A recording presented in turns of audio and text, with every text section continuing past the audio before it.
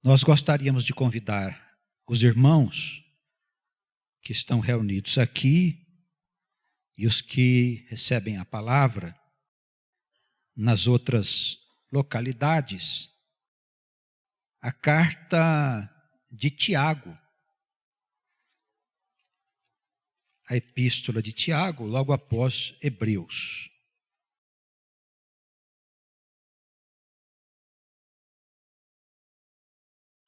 A exortação desta noite nos fala de um tema muito especial: fidelidade. Porque a fidelidade é de suma importância para nós. Porque a fidelidade governa a nossa vida. Se nós formos infiéis ao Senhor, ou se a nossa fidelidade não for lá aquelas coisas, a nossa vida, ela vai para um caminho de sofrimento e de dificuldades que vão se estabelecer por causa da nossa infidelidade.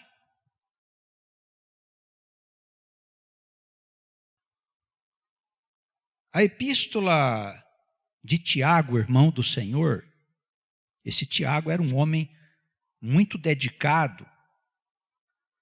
Ele, segundo as tradições, tinha o joelho com um couro semelhante ao couro de camelo, de tanto que o homem se ajoelhava para orar e clamar ao Senhor.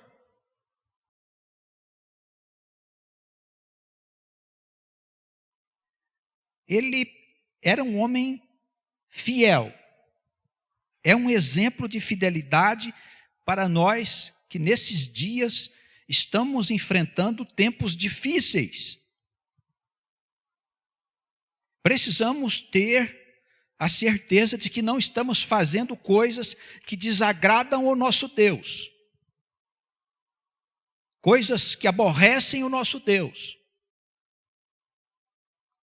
Corremos este risco? Irmãos, nós corremos e muito o risco de nós sermos infiéis ao Senhor, dando ouvidos a doutrinas do mundo e a espíritos enganadores. E hoje é muito fácil de nós encontrarmos os espíritos enganadores, porque nós temos um meio de comunicação com eles, chamado internet. Onde se propaga o bem, mas onde se propaga também, em muito mais intensidade, o mal. Encontramos na internet de tudo.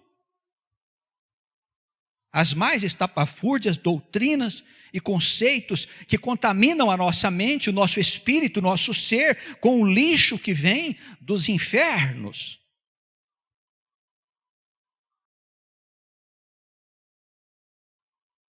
Por que nós podemos afirmar estas coisas com certeza? Porque, irmãos, é muito difícil estabelecer o Espírito de Deus no coração do homem. Tal é o nosso comprometimento com as coisas desse mundo. E se nós não nos atentarmos para a Escritura, que é o único elo entre nós e Deus, o único elo entre nós e Deus, nós com toda certeza cairemos na infidelidade. E se nós formos por este caminho da infidelidade, a nossa vida, ela vai dar tudo errado, irmãos. Fidelidade a Deus. O meu Deus é este Deus.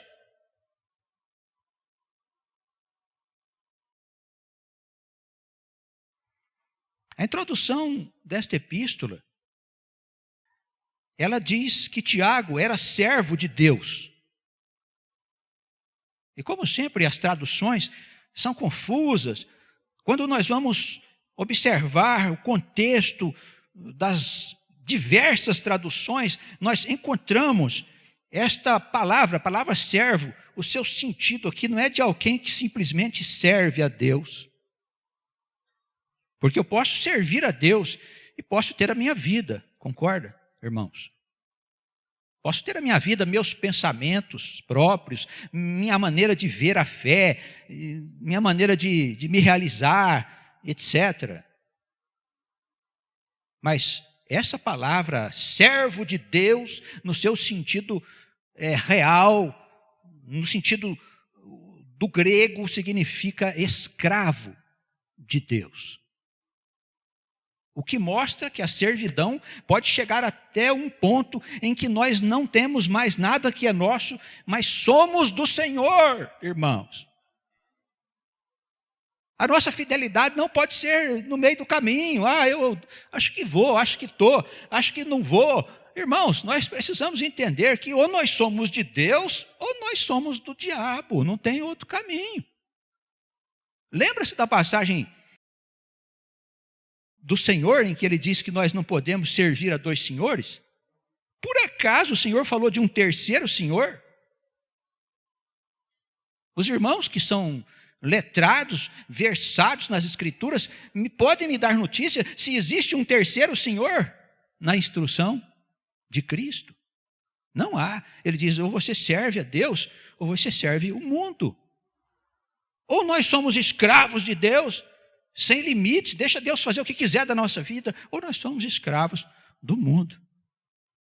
Um para a salvação e glória, outro para a perdição e desonra eterna, no ponto de vista da palavra do Senhor. Temos que ser fiéis, de verdade, e nesse sentido aqui, no sentido de sermos escravos do Senhor, quer dizer, nós somos do Senhor. Se o Satanás quer acabar com a minha vida, se ele vai me roubar, se ele vai matar um filho meu, se ele vai fazer isso, fazer aquilo, não é problema meu mais. Eu não tenho que tomar nenhuma providência, uma vez que eu me entreguei ao Senhor, eu sou do Senhor, e aquele que é o meu Senhor, Ele cuida da minha vida e de tudo que está à minha volta. Não tem limites isso, nós não podemos colocar limites nisso, entendeu, irmãos? Ou nós servimos a Deus e fazemos a vontade de Deus, ou nós vamos acabar nas garras de Satanás com todas as suas mentiras, inclusive com as suas mentiras virtuais, que estão batendo na porta do nosso telefone de celular toda hora, plim, plim, plim, não é? Toda hora bate as mentiras virtuais do diabo, com as suas doutrinas falsas. Servo de Deus e do Senhor Jesus Cristo, escrevo esta epístola, devia estar escrito isso aqui, mas não está, para as 12 tribos da dispersão. Aqui está escrito assim, que andam dispersas, como se as tribos estivessem dando uma volta ali na esquina e tal. Não é não, irmãos, a dispersão é que as tribos foram esparramadas pelo mundo. As almas que constituem o povo de Deus, elas se espalharam pelo mundo em muitos processos de diásporas, quer dizer, de saída do Estado de Israel, para poder se misturar com as outras raças, levando o progresso de Deus para estas raças, esses povos, nações e línguas. Tiago escreve, olha, estou escrevendo esta epístola dedicada às 12 tribos de Israel, as tribos da dispersão, aquelas que estão no mundo. Esse documento tem muito a ver com nós, que somos o povo escolhido. Pois somos estas almas, irmãos, que estão espalhadas no mundo e que o Senhor está chamando para juntar no seu grande rebanho.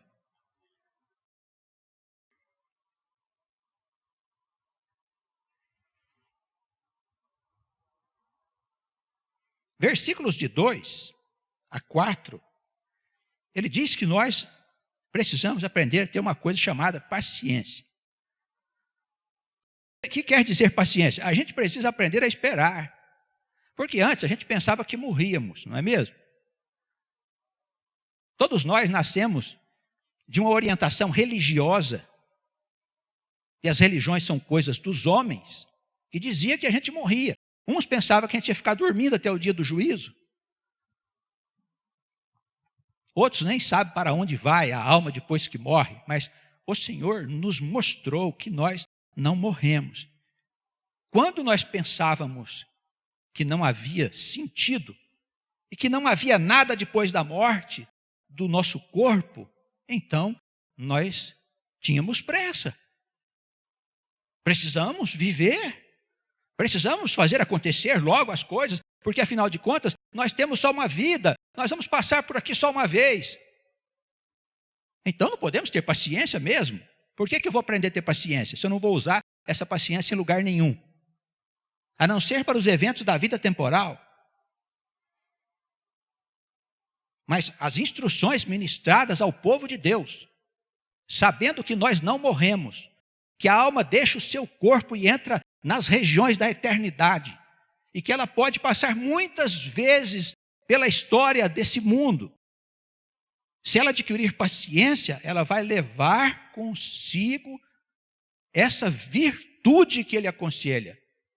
Ele diz: a vida é uma experiência onde você precisa ser preparado para a eternidade. Eu gosto de dizer aqui que a eternidade não é um lugar, é um estado de alma.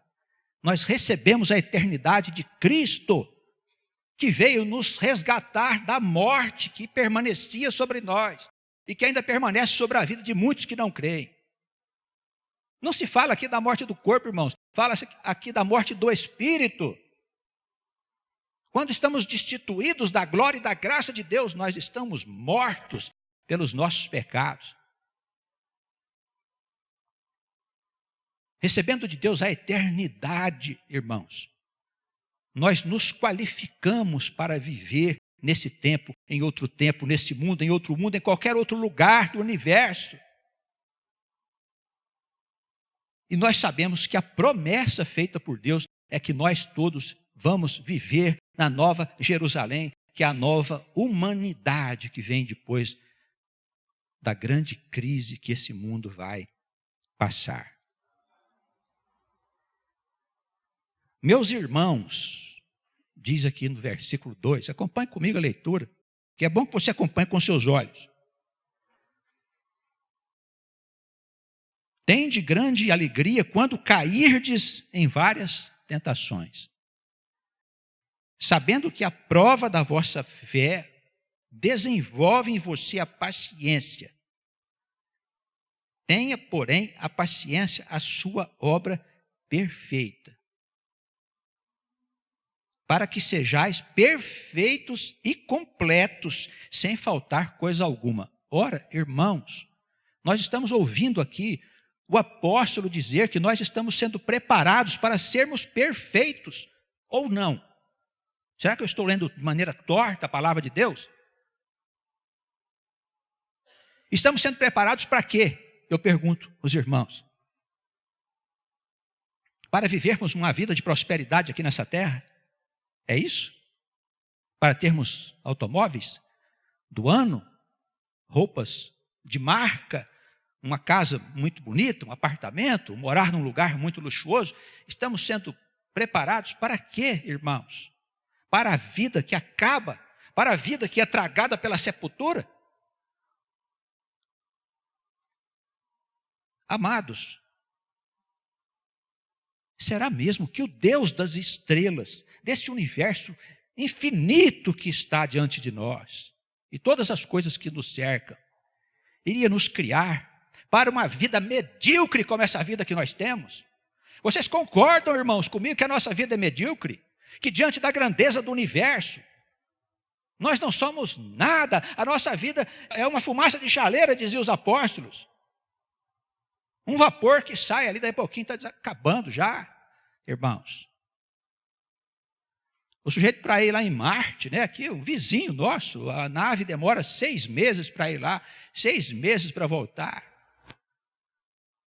É aqui na esquina, irmãos. O universo é extremamente grandioso, em termos de espaço, em termos de tempo, em termos de fenômenos de toda a ordem. Será que nós, os seres pensantes da criação, os seres com capacidade para amar, para realizar, para criar as coisas, fomos criados para uma vida medíocre de 60, 70, 80 anos, em que a palavra diz, quem chega nos 80 está cansado, quer ir embora. Fomos criados para isso? Evidente que não, irmãos. Fomos criados para muito mais. Nós somos deuses, diz a palavra do Senhor, deuses. Nós precisamos passar a viver como deuses, como homens e mulheres imortais, não como pessoas que vão morrer. Não como pessoas desesperadas que precisam viver os seus gozos, porque a morte vai chegar. Esses dias eu estava pensando sobre a natureza da vida e me perguntando, como é que alguém pode viver sem pensar na morte? Às vezes morrem essas pessoas famosas, o pessoal vai entrevistá-la no velório, né? Tá. É muito comum um artista de televisão, vai lá entrevistar o outro, então coitado, ele foi, era muito bom, era isso, era aquilo, e tudo mais. E o sujeito ali já está com seus 60, 70 também. E ele parece que não caiu a ficha do sujeito, você vai morrer daqui a pouco, criatura. A ilusão da vida é tão grande que as pessoas não pensam na morte, irmãos. Nós precisamos assumir a nossa condição de homens e de mulheres imortais, que não tememos a morte, porque Cristo tomou sobre si a morte da nossa alma, do nosso espírito, e nos fez criaturas eternas. Se cremos em Jesus, se não cremos, bom, aí pode mesmo esperar a morte, porque você vai se enfiar lá para dentro dela. E peça a Deus misericórdia para não ir parar nos infernos. Estamos sendo preparados para aprender a ter paciência com as coisas. A paciência é o equilíbrio da alma. É quando diante das tribulações nós sabemos esperar. Por quê? Porque as tribulações, elas são ciclos da nossa vida. São etapas da nossa vida que nós precisamos cumprir. E o que tem que acontecer daqui a um mês não vai acontecer agora. Tudo está no governo de Deus, irmãos. No governo de Deus. Quando somos tentados, quando escorregamos, quando pecamos, tudo isso para nós é desenvolvimento. Ainda hoje, conversando com meu genro, falando sobre a vida, eu disse para ele, deveria ser muito desagradável a gente nascer e ter uma vida tudo certinha. Não é? Aquela vida que não tem nada errado nela. Ou eu nascer com bens que eu não preciso trabalhar a vida inteira. Vou só gozar dos bens, e no final da minha vida eu morro. Que vida sem sentido é essa, irmãos? A vida, para ter sentido, ela precisa se desenvolver com todos os eventos que cercam a experiência humana. As coisas certas, as coisas erradas, as glórias, a graça de Deus e também a nossa desgraça diária. Se vier, por que não? Isso só tem sentido, evidentemente, se nós somos eternos. Se nós não somos eternos, se tem mesmo só essa vida aqui, se isso é o que Deus nos deu, o Deus das estrelas, dos mares, de toda a natureza, se isso é a vida, irmãos, somente isso aqui, então podemos fazer o que for do nosso desejo, vamos comer, vamos beber, porque nós vamos morrer. Por que não? Vamos encher a nossa cara de bebida, vamos comer o que der para comer, vamos viver o que der para viver, vamos fazer a nossa vontade, vamos deixar tudo de lado, irmãos. Porque é uma vida medíocre. Tão insignificante perante a grandiosidade da obra de Deus. É claro que essa doutrina é a doutrina de Satanás, é a doutrina da mentira. Nós somos seres eternos, irmãos, criados à imagem e à semelhança do nosso Pai. Nós temos em nós a imagem de Deus.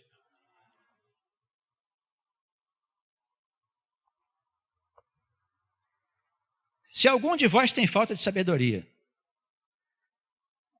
espera aí, eu tenho falta de sabedoria, então vamos me matricular na escola. Vamos escolher uma boa universidade para ter sabedoria. Meu amigo, minha amiga, meu irmão, minha irmã, olha, preste bem atenção. Não confunda sabedoria com conhecimento. Conhecimento se aprende na escola, sabedoria só na Escritura Sagrada. Pastor, mas eu leio e não entendo. Então você não tem sabedoria. que eu faço? Se algum de vós tem falta de sabedoria, peça essa sabedoria a Deus, que a todos dá de maneira livre,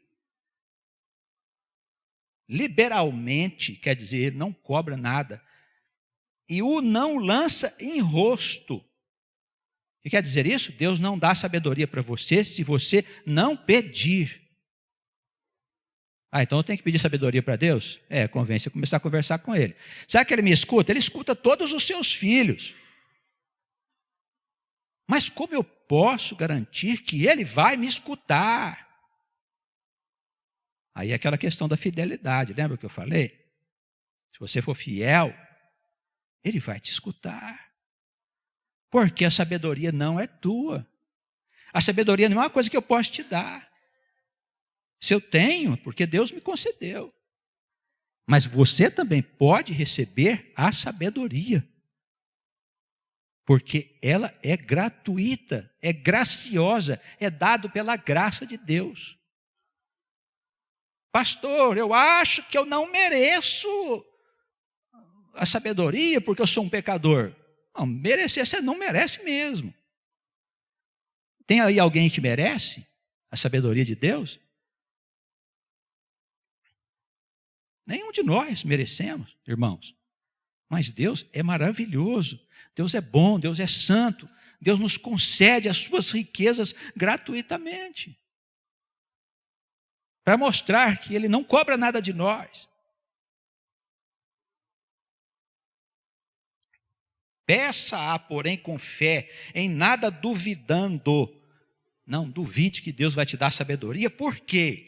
Porque aquele que duvida é semelhante à onda do mar que é levada pelo vento, lançada de uma para outra parte. Já viu, não tem gente que a vida é que nem a onda do mar? Já viu isso? Tem pessoa que a vida não dá certo. Por quê? Porque não para em canto nenhum. Vai para um lado, vai para o outro, vai para o outro, vai para o outro. É que nem a onda do mar, quando o vento está jogando ela de um para outro lado. Porque essa pessoa duvida do Senhor. Nós precisamos crer no Senhor, crer naquilo que o Senhor fará por nós. Porque quem duvida não receberá a sabedoria do Senhor. Não pense tal homem, versículo 7, que receberá do Senhor alguma coisa. Alguma coisa, não receberá.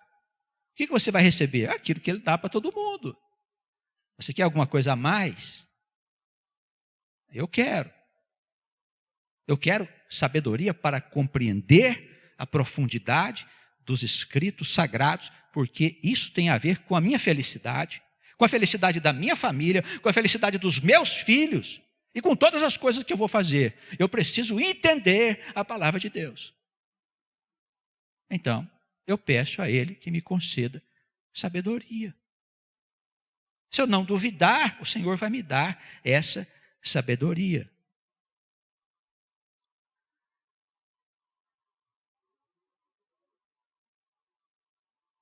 A partir do versículo 8, ele fala aqui de um homem de coração dobrado. O homem de coração dobre é inconstante em seus caminhos, mas glorie-se o irmão abatido na sua exaltação, e o rico em seu abatimento, porque ele passará como a flor da erva. O que é coração dobre? Coração dobrado é quando nós temos duas personalidades. Nós somos de um jeito dentro da casa do Senhor e lá fora nós somos de outro. Isso é muito comum.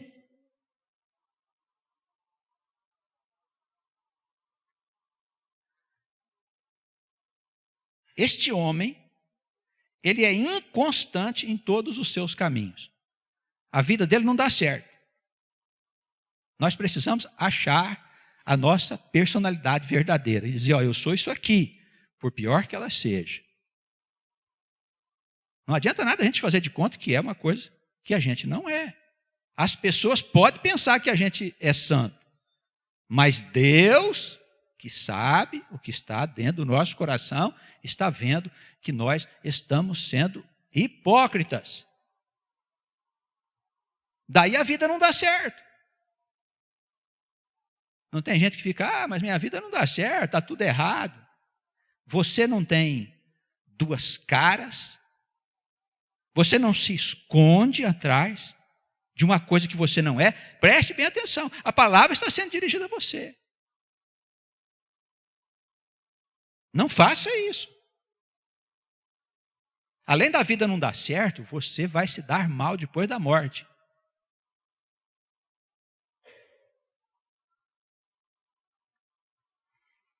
Senhor, socorre nós. Irmão, fique alegre quando você for abatido na sua exaltação. Sabe o pessoal que fica se achando, não é? O rico, cuidado, hein, rico. Não sei se tem algum aqui, se tiver, toma cuidado, hein. Alguém que está nos ouvindo lá. Deixa o Senhor bater. Quando a gente está todo e o Senhor nos derruba da nossa exaltação, nós temos que nos alegrar. Porque o Senhor está nos tirando das mãos do espírito deste mundo que é mentiroso.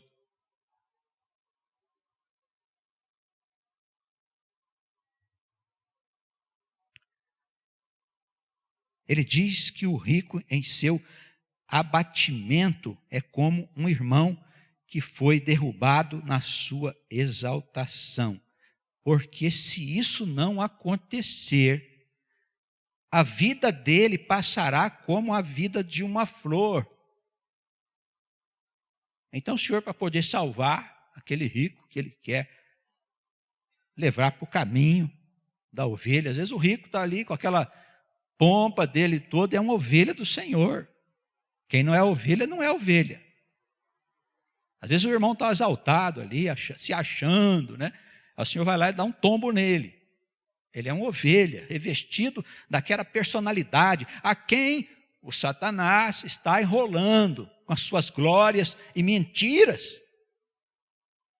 O Senhor vai lá e derruba, para que a sua vida não seja como a vida da erva. Como é que é a vida da flor?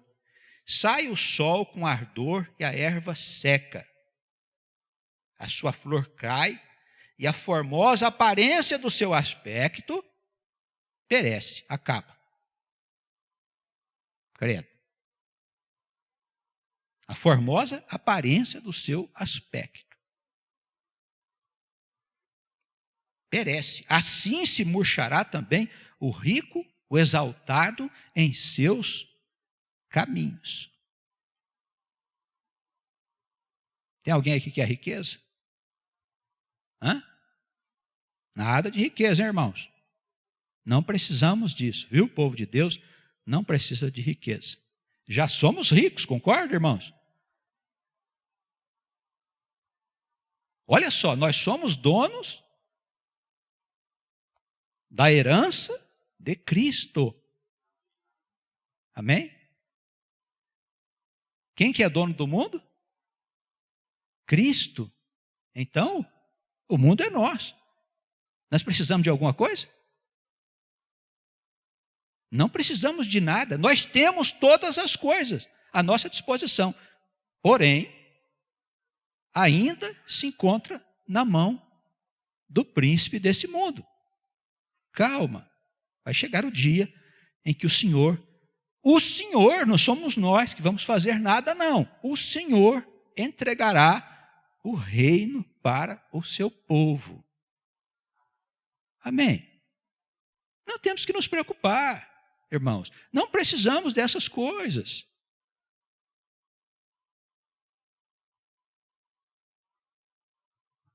Imaginemos que o Senhor chegasse aqui agora, acabasse com essa desordem que está no mundo e dissesse: olha, aqui eu sou a autoridade máxima. O Senhor chegasse para nós e perguntasse: que bens você deseja? Faça esse exercício. Pense, o que você diria para o Senhor? Você queria o quê? Agora tem tudo à sua disposição. Pode pedir. Nós pediríamos o quê? Um palácio? Eu acho que não daria certo. Pelo menos não me sentiria bem no palácio. Acho que as mulheres também não, né? Aquilo é grande, deve dar um trabalho danado para limpar. Não é mesmo, irmãos? Uma Ferrari de 800 mil dólares, milhões de dólares, sei lá como é que custa um negócio desse. Eu sei que é caro para danar.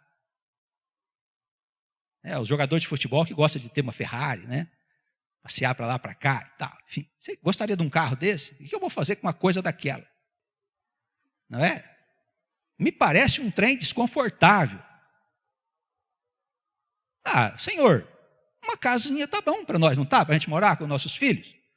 Um automóvel, tá bom também, qualquer automóvel serve para nós andar, não precisa ser uma Ferrari. O senhor perguntaria para você quer uma mina de ouro? Tem muitas aí no mundo, se você quiser eu te dou. Aí fico pensando, o que eu vou fazer com ouro? Não é verdade, irmãos? Não temos nada a fazer com isso.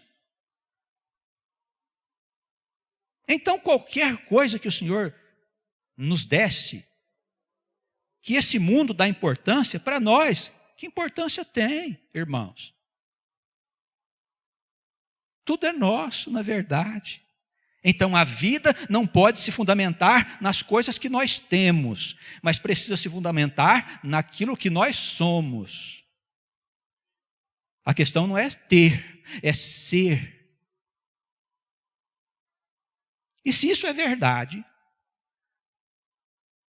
esse pensamento já elimina boa parte das falsas doutrinas que esse mundo tenta enfiar no nosso coração.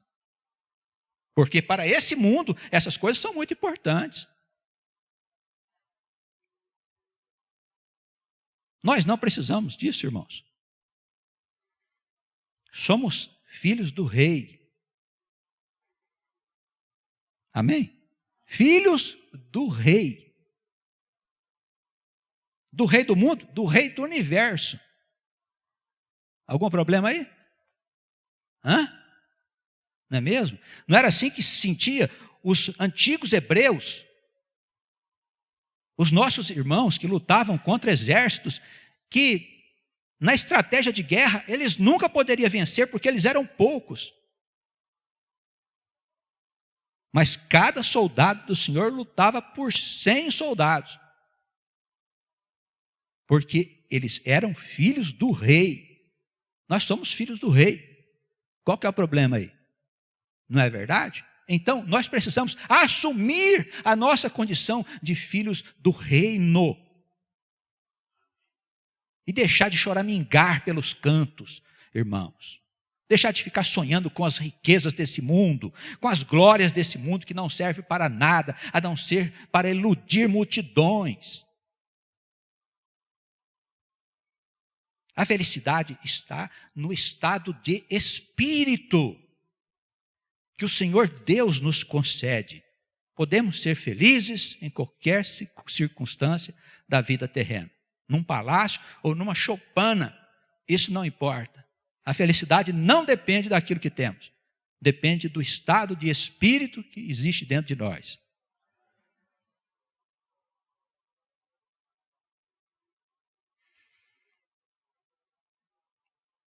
Bem-aventurado o homem que suporta a tentação, porque quando for provado, receberá a coroa da vida, a qual o Senhor tem prometido para aqueles que o amam. Muito bem. Vamos resumir, porque o tempo é chegado. Para concluir aqui no versículo 19. Meus amados irmãos, todo homem seja pronto para ouvir. Prestou atenção aí, a criatura da minha vida, você, meu irmão, você. Prestou atenção? Prestou atenção? Irmãos lá de fora. Seja pronto para ouvir. Nós precisamos aprender com o pregador. Não é comigo, não. Com o pregador da palavra de Deus. Quem prega a palavra de Deus está pregando a palavra do Espírito Santo. A gente vai à igreja ou se reúne em comunidade para ouvir. Lembre-se, 2 ouvidos, 1 boca. Ouvir mais, falar menos. Ouvir. Todo homem seja pronto para ouvir, tardio para falar. Quem muito fala, dá bom dia a cavalo. É isso que é o ditado popular? Quer mais um? Boca fechada não entra mosquito. Então fale menos, escute mais. Tardio para se irar.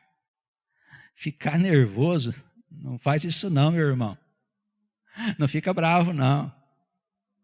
Às vezes nós ficamos indignados com uma situação de injustiça e ficamos bravos com aquilo. A palavra de Deus diz assim, olha, não adianta nada, porque a ira do homem não opera a justiça de Deus. Se você ficar nervoso, não vai alterar nada lá em cima. Se é uma injustiça, Deus é que vai cuidar. Fique tranquilo. O Senhor é bom. O Senhor é maravilhoso. Irmãos, a leitura só não vou interpretar porque o tempo já é esgotado. Acompanhe comigo para a gente poder concluir o capítulo 1 aqui. O assunto já foi devidamente explorado. Por isso, rejeitando toda a imundície e superfluidade de malícia, recebei com mansidão a palavra em vós enxertada, a qual pode salvar as vossas almas. Sede cumpridores da palavra, não somente ouvintes, enganando-vos com falsos discursos. Porque se alguém é ouvinte da palavra e não cumpridor, é como o homem que se contempla no espelho e logo vai e se esquece de como era. Aquele, porém, que atenta bem para a lei perfeita da liberdade, que é o amar a Deus e ao próximo, e nisso persevera, não sendo um ouvinte esquecidiço, mas fazedor da obra, esse tal será bem-aventurado em tudo o que for fazer. Se alguém entre vós cuida ser religioso e não refreia a sua língua, antes engana o seu coração, a religião desse é vã. A religião pura, imaculada para com Deus o Pai é esta: visitar os órfãos, as viúvas, os abandonados nas suas tribulações e guardar-se da corrupção do mundo. Amém. Palavra excelente. Leia a epístola de Tiago em casa, por favor, leia todo o capítulo, leia todos os capítulos. Excelente esse homem fiel a Deus, exemplo para a igreja, exemplo para toda a comunidade do Senhor. Amém.